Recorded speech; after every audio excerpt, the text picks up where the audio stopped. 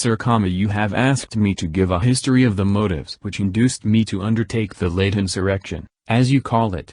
To do so I must go back to the days of my infancy, and even before I was born. I was 31 years of age the 2nd of October last, and born the property of Benjamin Turner, of this county. In my childhood a circumstance occurred which made an indelible impression on my mind, and laid the groundwork of that enthusiasm, which has terminated so fatally to many, both white and black, and for which I am about to atone at the gallows. It is here necessary to relate this circumstance, trifling as it may seem. It was the commencement of that belief which has grown with time, and even now, sir, in this dungeon, helpless and forsaken as I am, I cannot divest myself of. Being at play with other children, when 3 or 4 years old, I was telling them something, which my mother overhearing, said it had happened before I was born. I stuck to my story, however, and related some things which went, in her opinion, to confirm it. Others being called on were greatly astonished, knowing that these things had happened, and caused them to say in my hearing, I surely would be a prophet, as the Lord had shown me things that had happened before my birth.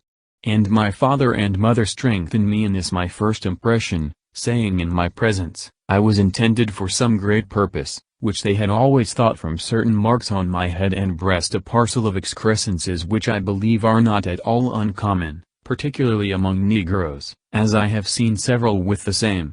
In this case he has either cut them off or they have nearly disappeared. My grandmother, who was very religious, and to whom I was much attached, my master, who belonged to the church, and other religious persons who visited the house, and whom I often saw at prayers, noticing the singularity of my manners, I suppose, and my uncommon intelligence for a child, remarked I had too much sense to be raised, and if I was, I would never be of any service to anyone as a slave. To a mind like mine, restless, inquisitive and observant of everything that was passing, it is easy to suppose that religion was the subject to which it would be directed, and although this subject principally occupied my thoughts, there was nothing that I saw or heard of to which my attention was not directed. The manner in which I learned to read and write, not only had great influence on my own mind, as I acquired it with the most perfect ease, so much so, that I have no recollection whatever of learning the alphabet, but to the astonishment of the family, one day, when a book was shown me to keep me from crying, I began spelling the names of different objects. This was a source of wonder to all in the neighborhood, particularly the blacks, and this learning was constantly improved at all opportunities. When I got large enough to go to work, while employed, I was reflecting on many things that would present themselves to my imagination, and whenever an opportunity occurred of looking at a book, when the school children were getting their lessons, I would find many things that the fertility of my own imagination had depicted to me before. All my time, not devoted to my master's service, was spent either in prayer, or in making experiments in casting different things in molds made of earth, in attempting to make paper, gunpowder, and many other experiments, that although I could not perfect, yet convinced me of its practicability if I had the means. I was not addicted to stealing in my youth, nor have ever been. Yet such was the confidence of the Negroes in the neighborhood, even at this early period of my life, in my superior judgment, that they would often carry me with them when they were going on any roguery, to plan for them. Growing up among them, with this confidence in my superior judgment, and when this, in their opinions, was perfected by divine inspiration, from the circumstances already alluded to in my infancy, and which belief was ever afterwards zealously inculcated by the austerity of my life and manners, which became the subject of remark by white and black. Having soon discovered to be great, I must appear so, and therefore studiously avoided mixing in society, and wrapped myself in mystery, devoting my time to fasting and prayer. By this time, having arrived to man's estate, and hearing the scriptures commented on at meetings, I was struck with that particular passage which says, "Seek ye the kingdom of heaven and all things shall be added unto you." I reflected much on this passage, and prayed daily for light on this subject. As I was praying one day at my plow, the Spirit spoke to me, saying, "Seek ye the kingdom of heaven and all things shall be added unto you." Question: What do you mean by the Spirit? Answer: the Spirit that spoke to the prophets in former days, and I was greatly astonished, and for 2 years prayed continually, whenever my duty would permit, and then again I had the same revelation, which fully confirmed me in the impression that I was ordained for some great purpose in the hands of the Almighty. Several years rolled round, in which many events occurred to strengthen me in this my belief. At this time I reverted in my mind to the remarks made of me in my childhood, and the things that had been shown me, and as it had been said of me in my childhood by those by whom I had been taught to pray, both white and black, and in whom I had the greatest confidence, that I had too much sense to be raised, and if I was, I would never be of any use to anyone as a slave. Now finding I had arrived to man's estate, and was a slave, and these revelations being made known to me, I began to direct my attention to this great object, to fulfill the purpose for which, by this time, I felt assured I was intended. Knowing the influence I had obtained over the minds of my fellow servants, not by the means of conjuring and such like tricks, for to them I always spoke of such things with contempt, but by the communion of the Spirit, whose revelations I often communicated to them, and they believed and said my wisdom came from God. I now began to prepare them for my purpose, by telling them something was about to happen that would terminate in fulfilling the great promise that had been made to me. About this time I was placed under an overseer, from whom I ran away, and after remaining in the woods 30 days, I returned, to the astonishment of the negroes on the plantation, who thought I had made my escape to some other part of the country, as my father had done before. But the reason of my return was, that the Spirit appeared to me and said I had my wishes directed to the things of this world, and not to the kingdom of heaven, and that I should return to the service of my earthly master. For he who knoweth his master's will, and doeth it not, shall be beaten with many stripes, and thus have I chastened you. And the negroes found fault, and murmured against me, saying that if they had my sense they would not serve any master in the world. And about this time I had a vision, and I saw white spirits and black spirits engaged in battle, and the sun was darkened, the thunder rolled in the heavens, and blood flowed in streams, and I heard a voice saying, "Such is your luck, such you are called to see, and let it come rough or smooth, you must surely bear it." I now withdrew myself as much as my situation would permit, from the intercourse of my fellow servants, for the avowed purpose of serving the Spirit more fully, and it appeared to me, and reminded me of the things it had already shown me, and that it would then reveal to me the knowledge of the elements, the revolution of the planets, the operation of tides, and changes of the seasons. After this revelation in the year 1825, and the knowledge of the elements being made known to me, I sought more than ever to obtain true holiness before the great day of judgment should appear, and then I began to receive the true knowledge of faith. And from the first steps of righteousness until the last, was I made perfect, and the Holy Ghost was with me, and said, "Behold me as I stand in the heavens." And I looked and saw the forms of men in different attitudes, and there were lights in the sky, to which the children of darkness gave other names than what they really were, for they were the lights of the Saviour's hands, stretched forth from east to west, even as they were extended on the cross on Calvary for the redemption of sinners. And I wondered greatly at these miracles, and prayed to be informed of a certainty of the meaning thereof. And shortly afterwards, while laboring in the field, I discovered drops of blood on the corn as though it were dew from heaven, and I communicated it to many, both white and black, in the neighborhood. And I then found on the leaves in the woods hieroglyphic characters, and numbers, with the forms of men in different attitudes, portrayed in blood, and representing the figures I had seen before in the heavens. And now the Holy Ghost had revealed itself to me, and made plain the miracles it had shown me. For as the blood of Christ had been shed on this earth, and had ascended to heaven for the salvation of sinners, and was now returning to earth again in the form of dew, and as the leaves on the trees bore the impression of the figures I had seen in the heavens, it was plain to me that the Savior was about to lay down the yoke he had borne for the sins of men, and the great day of judgment was at hand.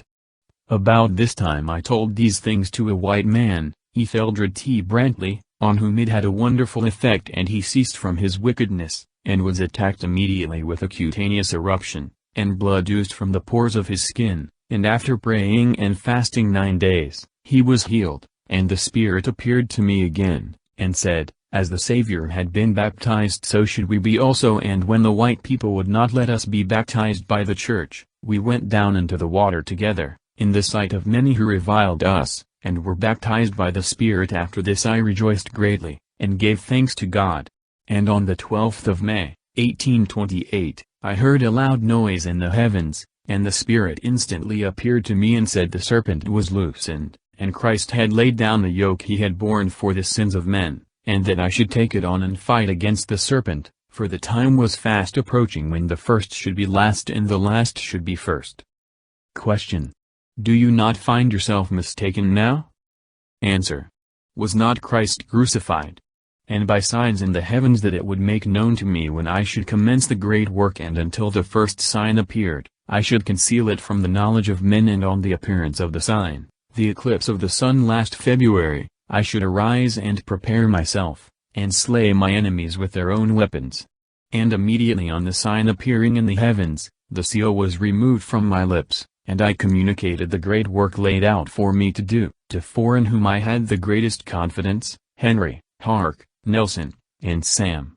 It was intended by us to have begun the work of death on the 4th July last. Many were the plans formed and rejected by us, and it affected my mind to such a degree, that I fell sick, and the time passed without our coming to any determination how to commence, still forming new schemes and rejecting them, when the sign appeared again, which determined me not to wait longer.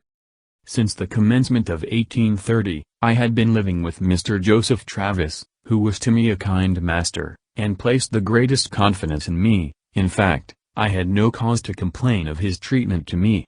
On Saturday evening, the 20th of August, it was agreed between Henry, Hark and myself, to prepare a dinner the next day for the men we expected, and then to concert a plan, as we had not yet determined on any. Hark, on the following morning, brought a pig, and Henry brandy, and being joined by Sam, Nelson, Will, and Jack, they prepared in the woods a dinner, where, about 3 o'clock, I joined them. Question. Why were you so backward in joining them? Answer. The same reason that had caused me not to mix with them for years before. I saluted them on coming up, and asked Will how came he there. He answered, his life was worth no more than others, and his liberty as dear to him. I asked him if he thought to obtain it. He said he would, or lose his life. This was enough to put him in full confidence. Jack, I knew, was only a tool in the hands of Hark. It was quickly agreed we should commence at home, Mr. J. Travis, on that night, and until we had armed and equipped ourselves, and gathered sufficient force, neither age nor sex was to be spared, which was invariably adhered to. We remained at the feast until about 2 hours in the night, when we went to the house and found Austin. They all went to the cider press and drank, except myself.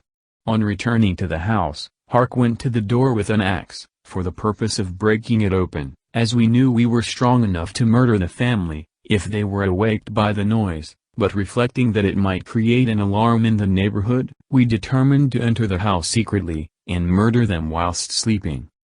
Hark got a ladder and set it against the chimney, on which I ascended, and hoisting the window, entered and came downstairs, unbarred the door, and removed the guns from their places. It was then observed that I must spill the first blood. On which, armed with a hatchet, and accompanied by Will, I entered my master's chamber. It being dark, I could not give a death blow. The hatchet glanced from his head, he sprang from the bed and called his wife. It was his last word. Will laid him dead, with a blow of his axe, and Mrs. Travis shared the same fate, as she lay in bed. The murder of this family, 5 in number, was the work of a moment. Not one of them awoke. There was a little infant sleeping in a cradle, that was forgotten, until we had left the house and gone some distance, when Henry and Will returned and killed it. We got here 4 guns that would shoot, and several old muskets, with a pound or 2 of powder. We remained some time at the barn, where we paraded. I formed them in a line as soldiers, and after carrying them through all the maneuvers I was master of, marched them off to Mr. Salithel Francis, about 600 yards distant. Sam and Will went to the door and knocked. Mr. Francis asked who was there. Sam replied, it was him, and he had a letter for him, on which he got up and came to the door. They immediately seized him, and dragging him out a little from the door, he was dispatched by repeated blows on the head. There was no other white person in the family. We started from there for Mrs. Reese's, maintaining the most perfect silence on our march, where finding the door unlocked, we entered, and murdered Mrs. Reese in her bed. While sleeping, her son awoke, but it was only to sleep the sleep of death. He had only time to say "Who is that?" and he was no more. From Mrs. Reese's we went to Mrs. Turner's, a mile distant, which we reached about sunrise, on Monday morning. Henry, Austin, and Sam, went to the still, where, finding Mr. Peebles, Austin shot him, and the rest of us went to the house. As we approached, the family discovered us, and shut the door. Vain hope. Will, with one stroke of his axe, opened it, and we entered and found Mrs. Turner and Mrs. Newsome in the middle of a room, almost frightened to death. Will immediately killed Mrs. Turner, with one blow of his axe. I took Mrs. Newsome by the hand, and with the sword I had when I was apprehended, I struck her several blows over the head, but not being able to kill her, as the sword was dull. Will, turning around and discovering it, dispatched her also. A general destruction of property and search for money and ammunition always succeeded the murders. By this time my company amounted to 15, and 9 men mounted, who started for Mrs. Whitehead's. The other 6 were to go through a byway to Mr. Bryant's and rejoin us at Mrs. Whitehead's. As we approached the house we discovered Mr. Richard Whitehead standing in the cotton patch, near the lane fence. We called him over into the lane, and Will, the executioner, was near at hand, with his fatal axe, to send him to an untimely grave. As we pushed on to the house, I discovered someone run round the garden, and thinking it was some of the White family, I pursued them, but finding it was a servant girl belonging to the house, I returned to commence the work of death, but they whom I left, had not been idle. All the family were already murdered, but Mrs. Whitehead and her daughter Margaret. As I came round to the door I saw Will pulling Mrs. Whitehead out of the house, and at the step he nearly severed her head from her body, with his broad axe. Miss Margaret, when I discovered her, had concealed herself in the corner, formed by the projection of the cellar cap from the house. On my approach she fled, but was soon overtaken, and after repeated blows with the sword, I killed her by a blow on the head, with a fence rail.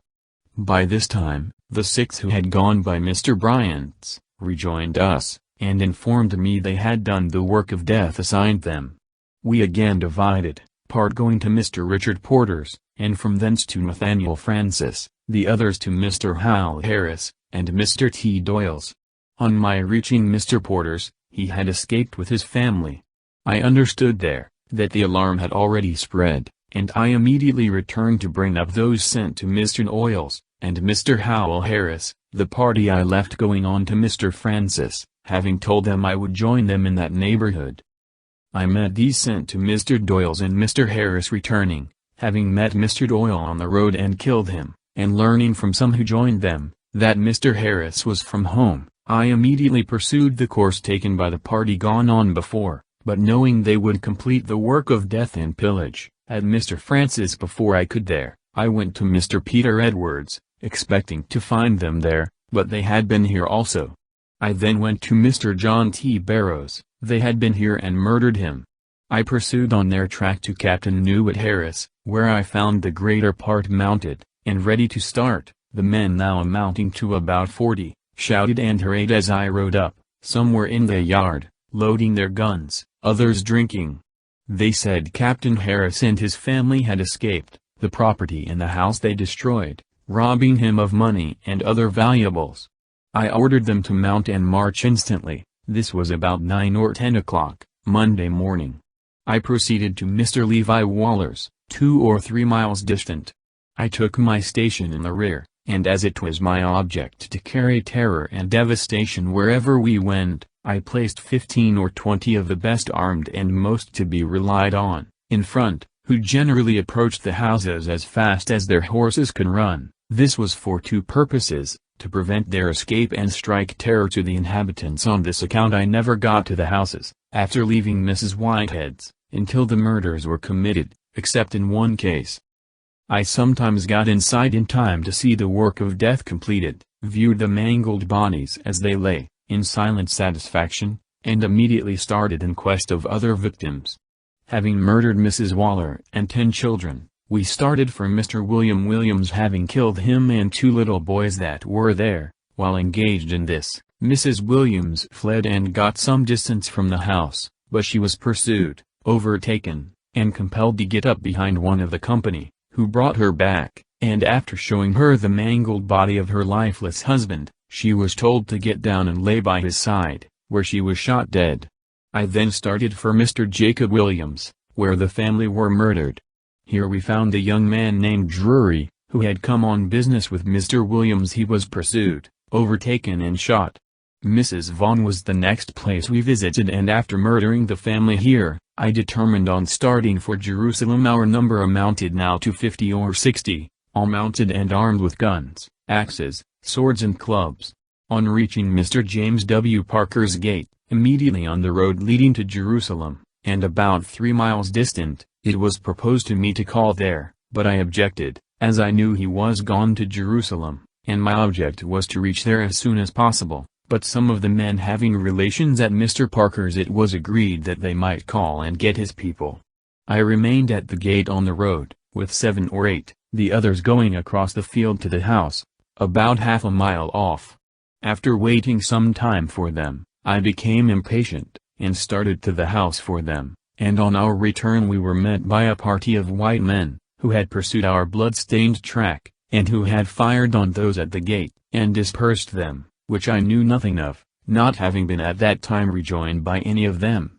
Immediately on discovering the whites, I ordered my men to halt and form, as they appeared to be alarmed. The white men, 18 in number, approached us in about 100 yards, when one of them fired. This was against the positive orders of Captain Alexander Peepit, who commanded, and who had directed the men to reserve their fire until within 30 paces, and I discovered about half of them retreating. I then ordered my men to fire and rush on them. The few remaining stood their ground until we approached within 50 yards, when they fired and retreated. We pursued and overtook some of them who we thought we left dead. They were not killed. After pursuing them about 200 yards, and rising a little hill, I discovered they were met by another party, and had halted, and were reloading their guns. This was a small party from Jerusalem who knew the Negroes were in the field, and had just tied their horses to await their return to the road, knowing that Mr. Parker and family were in Jerusalem, but knew nothing of the party that had gone in with Captain Pete. On hearing the firing, they immediately rushed to the spot and arrived just in time to arrest the progress of these barbarous villains, and save the lives of their friends and fellow citizens. Thinking that those who retreated first, and the party who fired on us at 50 or 60 yards distant, had all only fallen back to meet others with ammunition. As I saw them reloading their guns, and more coming up than I saw at first, and several of my bravest men being wounded, the others became panic-struck and squandered over the field. The white men pursued and fired on us several times. Hark had his horse shot under him, and I caught another for him as it was running by me. 5 or 6 of my men were wounded, but none left on the field. Finding myself defeated here, I instantly determined to go through a private way, and cross the Nottoway River at the Cypress Bridge, 3 miles below Jerusalem, and attack that place in the rear, as I expected they would look for me on the other road, and I had a great desire to get there to procure arms and ammunition. After going a short distance in this private way, accompanied by about 20 men, I overtook a 2 or 3 who told me the others were dispersed in every direction. After trying in vain to collect a sufficient force to proceed to Jerusalem, I determined to return, as I was sure they would make back to their old neighborhood, where they would rejoin me, make new recruits, and come down again. On my way back, I called at Mrs. Thomas's, Mrs. Spencer's, and several other places. The white families having fled, we found no more victims to gratify our thirst for blood. We stopped at Major Ridley's quarter for the night, and being joined by 4 of his men, with the recruits made since my defeat, we mustered now about 40 strong.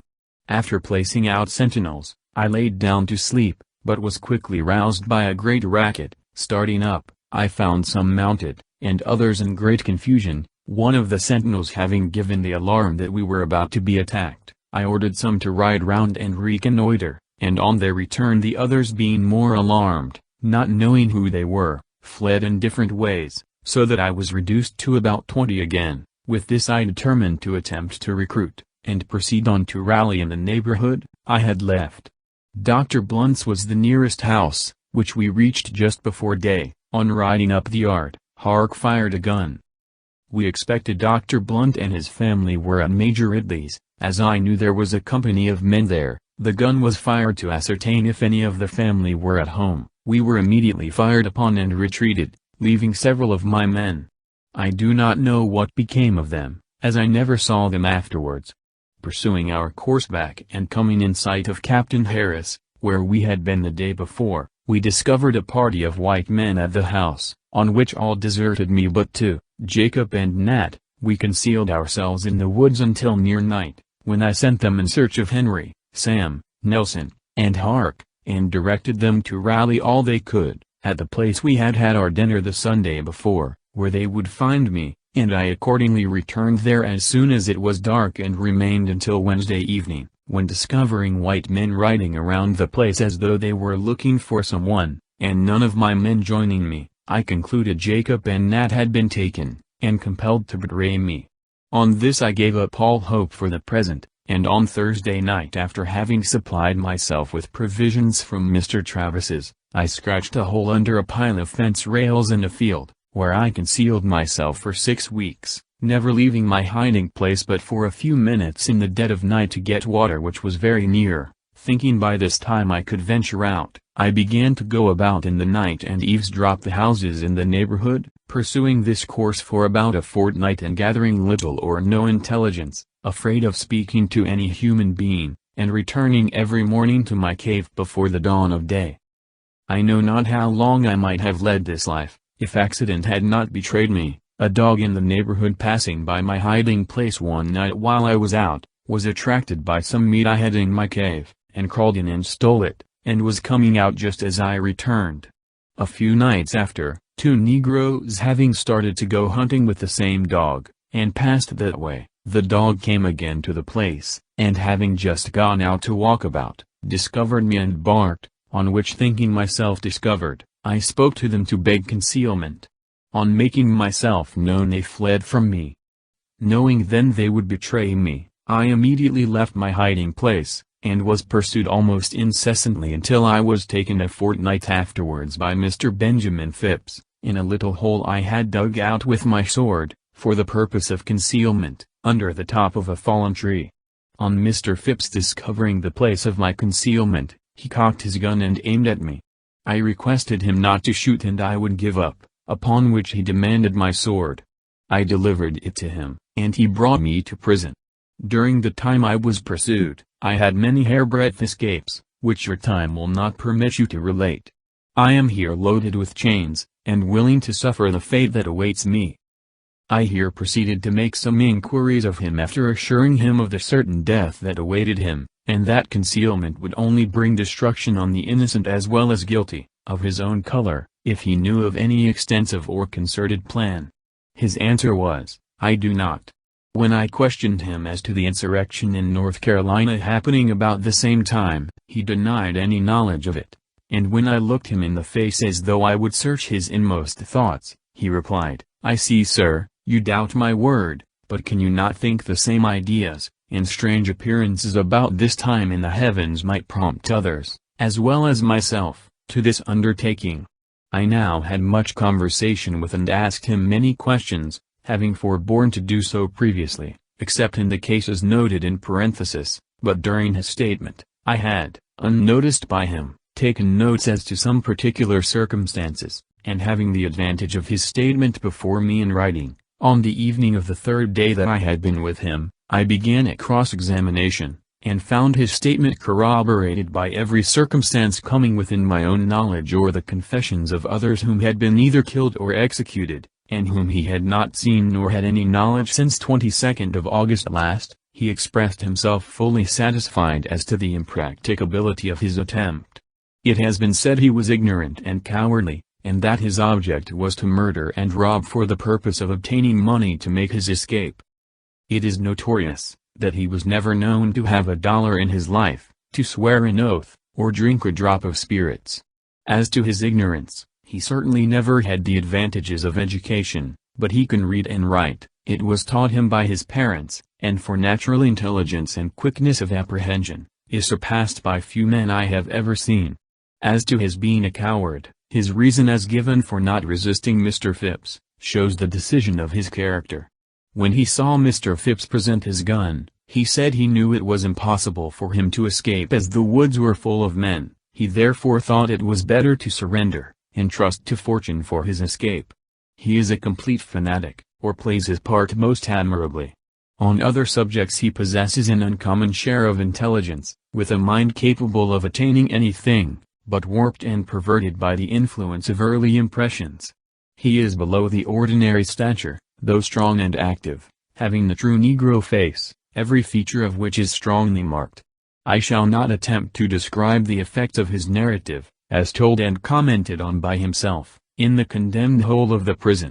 The calm, deliberate composure with which he spoke of his late deeds and intentions, the expression of his fiend-like face when excited by enthusiasm, still bearing the stains of the blood of helpless innocence about him, clothed with rags and covered with chains, yet daring to raise his manacled hands to heaven, with a spirit soaring above the attributes of man, I looked on him and my blood curdled in my veins.